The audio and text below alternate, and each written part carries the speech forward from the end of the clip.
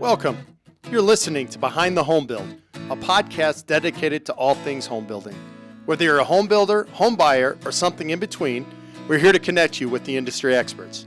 My name is Danny Langerman, CEO and Mortgage Loan Originator. With me is my son Riley Langerman, Mortgage Loan Originator.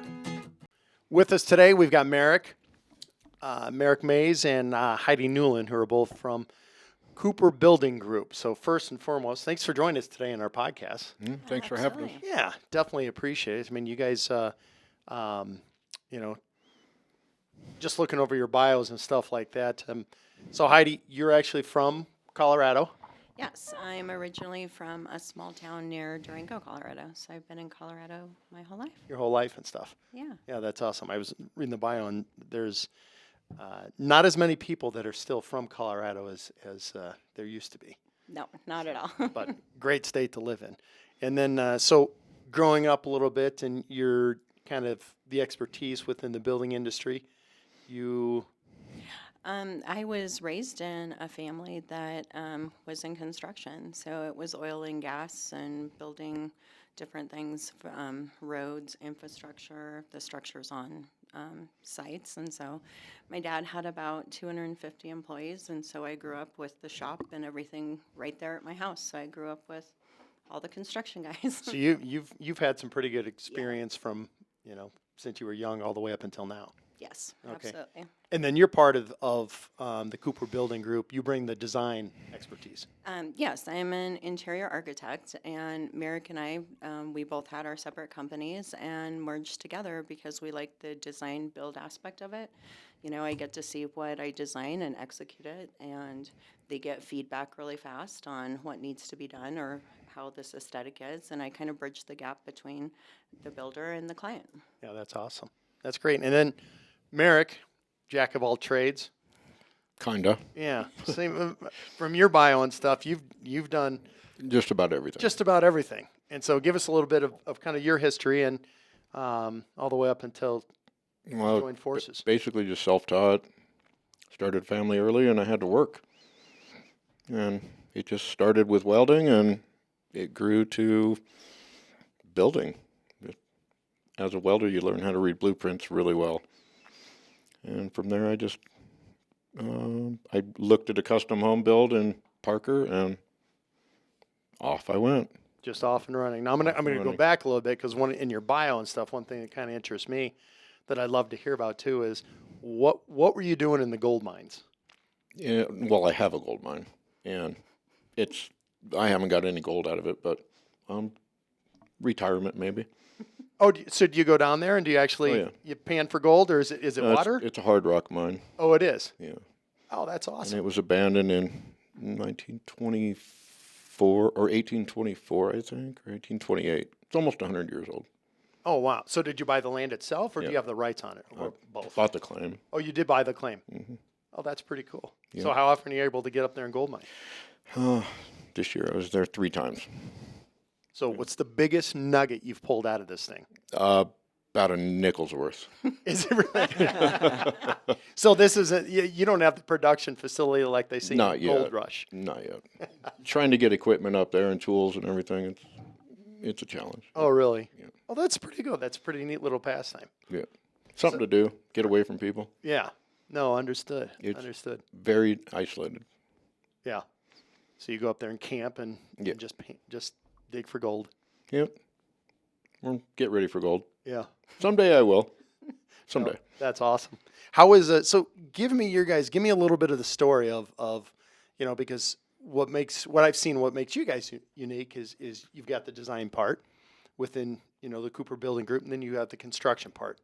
And so you guys had the foresight to say, you know what, let's join forces in this and let's see what we can build. So I'd like to know kind of how you got more or less sewn together, and then where you're at now and where you want to be in the future. We actually met on a job where he was the GC and I was the designer. And so I was kind of the advocate for the client, worked with them a long time before we actually started the building process. And then we just started working together, and just his level of detail to be able to execute what I draw and the Which is thought. pretty crazy sometimes. and wanting to, instead of a lot of contractors in the past have just been like, no, we can't do it, never done that before. Just very unwilling to think outside of the box or do something that they haven't done. And so that's really important to me. Like as a custom home builder, I don't want to use the same finishes. I don't want to build the same house over and over. I want everything needs to be brand new because that keeps it exciting and fun.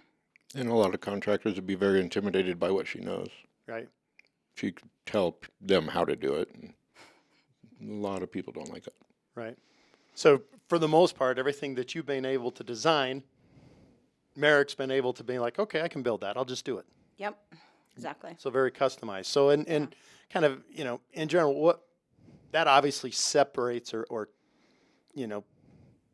gets you to it makes you different than what a lot of these other custom home builders are. What else kind of separates you guys from the rest of the industry? I think it's the level of service and the level of care that we provide for clients. They're inviting us into a very intimate space, that we're building their home where they're going to live their life, raise their kids, have their pets. And I think that's a great honor to be able to build for somebody and you become friends along the process and it's the teamwork and it's the collaboration. We ask our clients to sit down with us once a week in a OAC, which is owner architect contractor, and we have agendas and we go through it, and it should be a fun process and take away some of the stress. People are anxious about this, and it should be an enjoyable process, not something that is stressful. Right. Construction is very hard on most marriages, and she makes it very easy. Yeah. Kind of holds her hand through the whole process. Right. So to make it clear, though, you guys are not married. You're business Right. partners. Right. So let's I've let's been just married make for that 20 years this year. So. right. And in the real marriage versus the business type of Yeah, marriage. he's work husband though. Yes. Basically. Understood. And so, as far as being a home builder, I mean, you guys are covering the different facets. What's the favorite part? What's the best thing that you guys like about being a home builder? Keeping them away the last 3 weeks and watching this amazement look on their face when they walk in. I think that's my favorite. Yeah. It's hard for them to stay away. But the last 3 weeks is when everything comes together and all the boxes come out of the house and everything gets cleaned up, and you never really see it until that moment. Gotcha. And then are you guys building all over the city right now or the state? We like to mostly focus on Boulder County. It's really nice to be able to run over to a project real fast if somebody has a question and you're not, driving 3 hours to check up on a job. And we like to check up on them, daily if we can, make rounds and just prevent any mistakes before they get too far along. I like the rule of 15 minutes from the office. Yeah. I like all jobs to be within 15 minutes, but there's others. Good clients, they move, and we help them. I guess my next question would be so you're up in Boulder, and I get more information, kind of the permits within Denver area. How is the permitting up in Boulder, or are you guys facing challenges with that? If you are facing the challenges, what are you guys doing to conquer these challenges? It's a day-by-day change. The turnover rate in the building departments is creating obstacles and new codes, and it went from 2 months to like 4 months now. It's a constant challenge.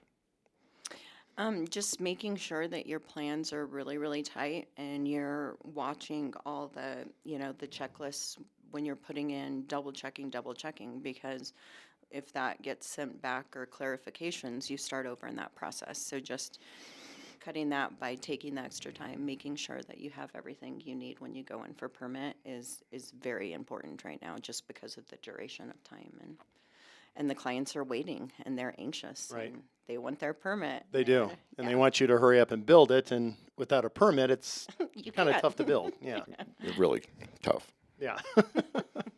You can't get away with moving an excavator on a property without a permit. That's true. Understood. So I just kind of have a question for you guys as far as what I was looking into. Obviously, you guys do custom home builds. You also do renovations of all types, but you also do commercial building as well. Can you kind of, where do you see yourself going in the commercial world? I call it light commercial. Um, I don't really like competing for the jobs on that. It's too dog eat dog, cutthroat, getting prices down as low as you can, and that we got to stay in business. You can't cut our prices out. And your specialty then is primarily just residential? Pretty much.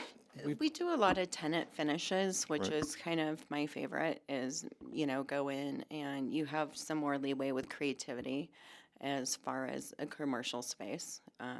Right. You want it to be a little bit more exciting and a little bit more graphic and visual in those spaces. And you're also, get to do some fun stuff with ADA and just it's a different animal as far as that and finish wise. And I just like the mix of everything. It's fun to work on a lot of different stuff. Yeah, I'm sure you see a pretty big variety. Yeah, Hotels are fun too. hotels are really fun. Get into a Restaurants. hotel deal, you'll be there forever because you're constantly changing rooms, changing looks, changing the lobby. So They you have guys like a definitely 3 or are. 4 year turnaround on hotels Oh, really? for design. Wow, Yeah.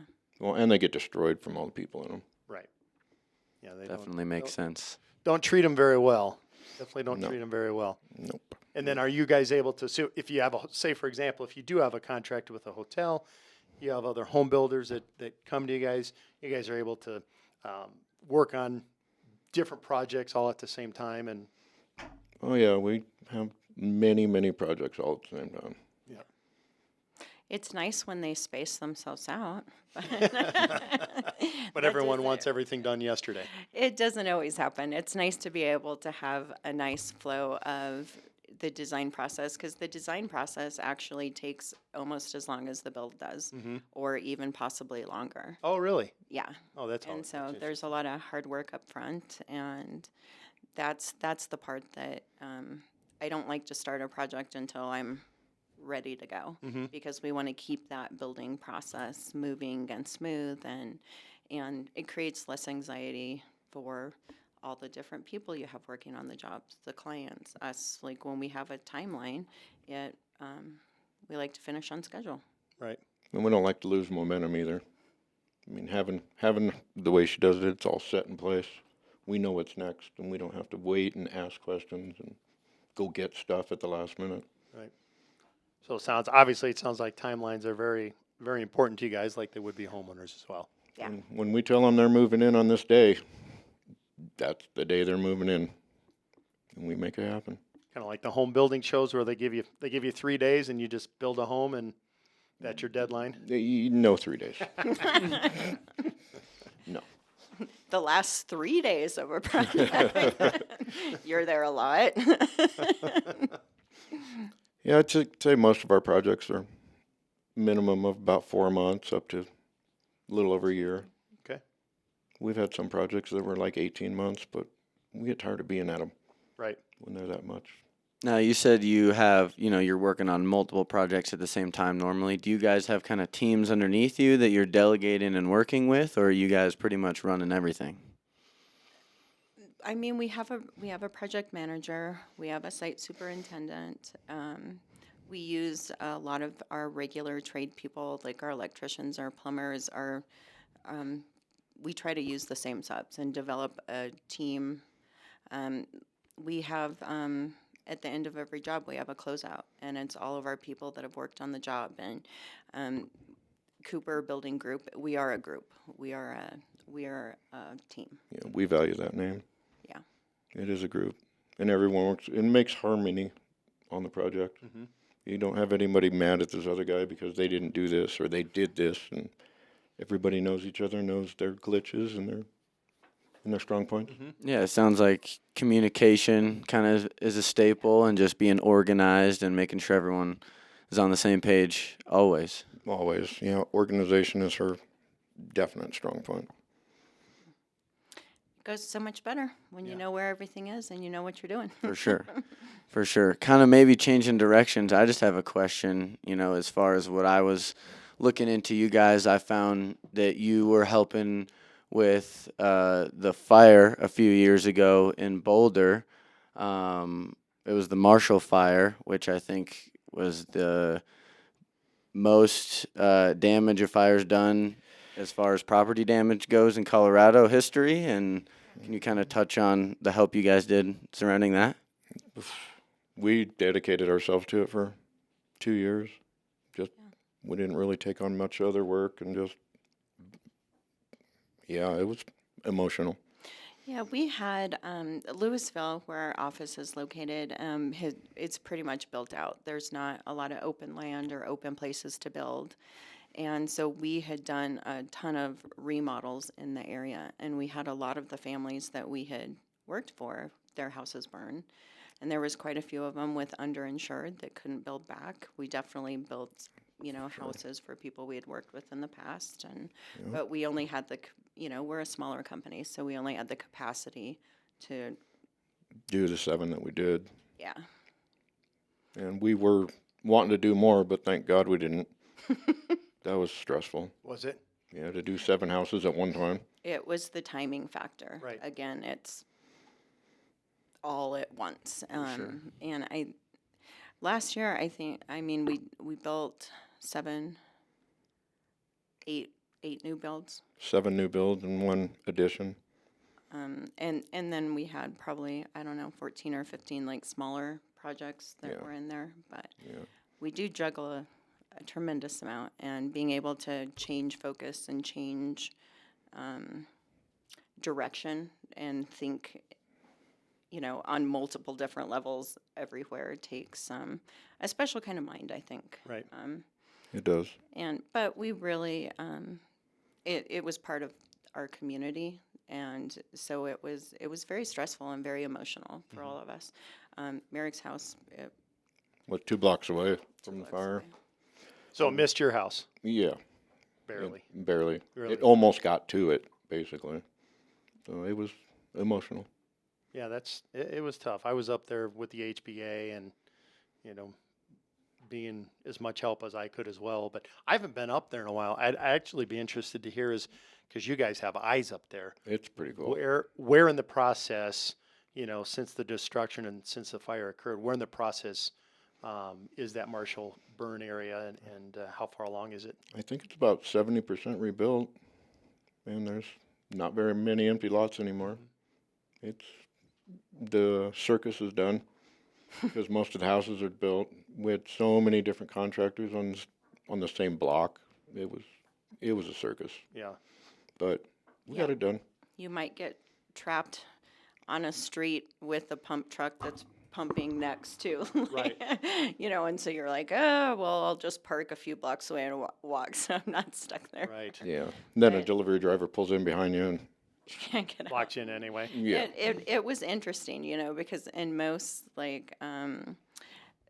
production build suburbs and stuff, they have an order of how they move, but this was, everybody with different timelines and, starting at different points, and one block, 10 houses in a row pretty much broke ground within 2 weeks of each other.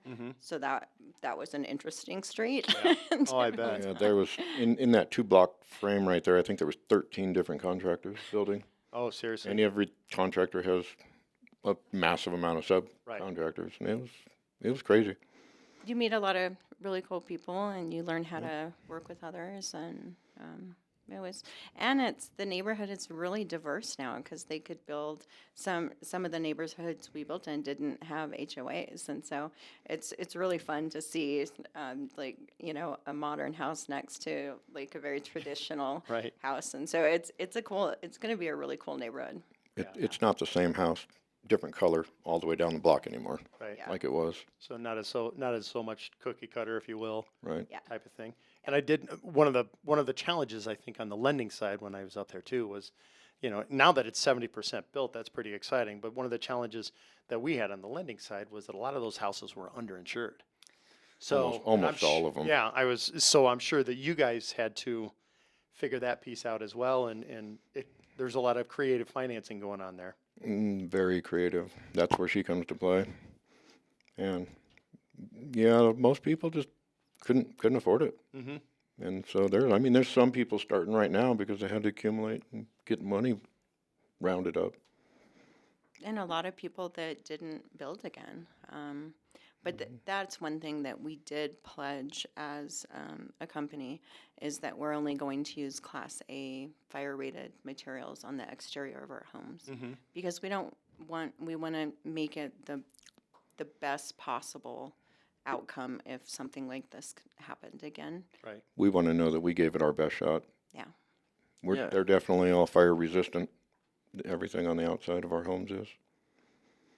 That's definitely kind of a good segue. I have a question about your sustainable building practices and, what you do to separate yourself as far as that goes. You kind of mentioned what your building material is and stuff, but One thing I can say is when you drive down the street, you can tell which houses are ours. We've been told that many times. They stand out. Just for things like it's building materials we use. We build a lot of Nex Gen Homes, so lots of energy efficient homes. How we do our ductwork, the materials that we put in our house, where we're developing a system that we've been working on that we really believe in for about the last 3 years. And it's about, the materials that you're putting in your house, your water quality. There's point source filtrations. Your kids drink out of the faucets, and you want to make sure that that water is healthy, that the air quality inside a home is healthy. And we're building them so tight, we need to know that it's healthy. And then we've developed a system and starting another company too with a partner about certifying that they are healthy homes. Mm-hmm. And here's what you have to do to maintain that healthy in your home. And that's up and coming. Mm-hmm. That's what got us involved with the HBA was that company. Mm-hmm. Now, going into the HBA, so obviously we're big, proponents of the HBA. Mm-hmm. How's it benefited you? I don't know. Off the top of my head, I don't know. We've been so busy, I haven't taken advantage of any of the benefits. I know the magazines you guys send out to me have some really good articles. But, I think networking wise, financing wise, yeah. thinking, being able to have access to a lot of knowledge that you guys bring with other people in the industry, I think it's been very helpful. Right. And we're hoping to get more involved. Yeah. Well, and the opportunity that you brought us, it made us think differently. Okay. Go to our next level. Mm-hmm. Yeah, no, that's great. The one thing that I see within the HBA, especially amongst the builders, is it's not like you were saying, it's not really a dog eat dog world like on the commercial side. The builders within the HBA, if they come across and they're giving a bid to the same client, a lot of them will work together to obtain that bid and then work on that same project together. Right. Exactly. Yeah. Which is obviously a great thing to have. Yeah. And if we get into that position, we'll take advantage of that as well. Mm-hmm. We just, like I said, we've just been too busy to dig in and get to see what our benefits are. Mm-hmm. Understood, but not too busy to bring on many more clients. We're never too busy for yeah, that. never too busy for that. I just kind of have a question that as far as, the consumer side goes, if I want a renovation from you guys, can you kind of describe how you collaborate with homeowners throughout the whole remodeling process or even the home building process just to make sure that they have what they want or they get what they want? Well, it starts with the estimate. We meet them, we get an idea of what they want. She's really good at understanding, like, their design style. Yeah, you start basically from, okay, where do you want to build? What does your lot look like? What square footage can we put on this lot? How many bedrooms do you want? How many square feet do you want? And then How much do you like to cook, and how much do you like to lounge, and how much time you like outside, and yeah, exactly. We are literally looking at what is their lifestyle and how do they want their space to function. All spaces can be beautiful, but they also need to be functional. People are living their lives in there, and nobody wants to, hike over to their garage that's, disconnected from their house if some people want that. Some people are like, no. Some people want to carry their groceries up to a third floor. Some people don't. And so it's just really learning about the people. Right. And that's kind of where we start. And then we start drawing plans, and they come in and we sit down and we go through lots of different options. And I wish I could draw the perfect plan, but there's always a little bit of give and take. And clients help define what's the most important thing for them. Yeah. Utilizing a space that they didn't utilize before is a big one. We've seen all kinds of places. Some people won't use their mudroom because it isn't wide enough. So if you talk to them, how would you like it? And then we redo their mudroom, and they finally have a utilization for it. Yeah. And the kitchens are a big thing. Yeah, and so it's basically that process where they get an estimate. We might sign a letter of intent if it's a larger job where they want to get started on design, but we don't have enough information to be able to accurately estimate or bid it. Right. Some people will come to us with full sets of plans. Those are easy to do an estimation. Then we create a budget. And keeping them in that budget is a challenge sometimes because they want more and they don't have more because we've got a budget. And so now we're juggling stuff around. But we're always trying to please the client. We always put in allowances for a lot of items because it's that filler number. We know we need this many faucets. Well, what is this faucet going to cost? We put that filler number in there. And then as they make selections, those numbers turn into actual numbers. Right. Well, I think that's a compliment to your guys' self, because if you start to build something and then people are like, wait a second, these guys are good. So now I want to add some more stuff. So That happens all the time. yeah. All right. Well, I guess one of the last questions I'd like to ask, which I think is kind of interesting, you guys are talking about the builds and kind of maybe some unique features, but what are some of the unique? I'd love to hear one of the most unique requests that you've had from a customer that you ended up drawing up, and that Merrick is like, well, wait a second here. How is this going to happen? I can think of two. You could think of two. Maybe it's the same one. Go ahead. The backlit glass behind a bookshelf. Yeah. That was a challenge. And then the lighting quit on us, so we had to come from behind and destroy the wall and dig into it. But it looks great now. It's great. It looks pretty awesome. It's phenomenal. Beautiful. Yeah, it's phenomenal. I would say probably how we get cold brew coffee on tap at a. That one was. That fun. was a good one. Yeah. That was a good one. So do you get a lot of requests for, Oh, is absolutely. it like kegerator, or how is the cold brew? I don't even know how that one worked. Yeah, it went through cabinetry, went into the basement, and this mixing chamber, and then it came up and popped out of what looked like a kegerator, and it's cold brew coffee. Oh, that's pretty awesome. So you guys do some very unique things. Yeah, absolutely. Like when we just finished, they didn't want their cat box inside, so how they had a door and a tunnel out to their garage and a separate little area and door in their garage so they could clean their litter box. Just those little requests like that.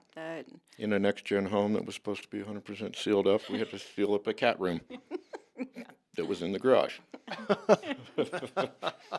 That is hilarious. That was a fun one. But can you imagine no litter tracking? Yeah, that part's kind of nice. Right. And so just a lot of things like zip lines in people's yards, climbing walls in places, all kinds of fun stuff. So you guys will do a bunch of the unique stuff that, so in other words, like 'cause for me, if, someday my wife and I Jen and I'd like to build a house too, but we're always like, okay, I don't know if we can do something like this. It sounds like you come to you guys and you're like, just lay it out there and we'll figure out how to get it done. Figure it out. Yeah. Hot tub on the second floor, right connected to the bedroom, with fantastic views. And you have to make that in case it ever leaks, it doesn't flood the house. Right. All kinds of We challenges. also dropped that one about this far so that the window level, when they're in the hot tub, you just see shoulders. Yeah. Oh, gotcha. And so that was fun. Probably not a next gen house then, huh? No, Okay. that one was. One was not. Older generation. Yeah, it sounds like y'all do anything and everything. Whatever you want, we'll make it happen. Almost.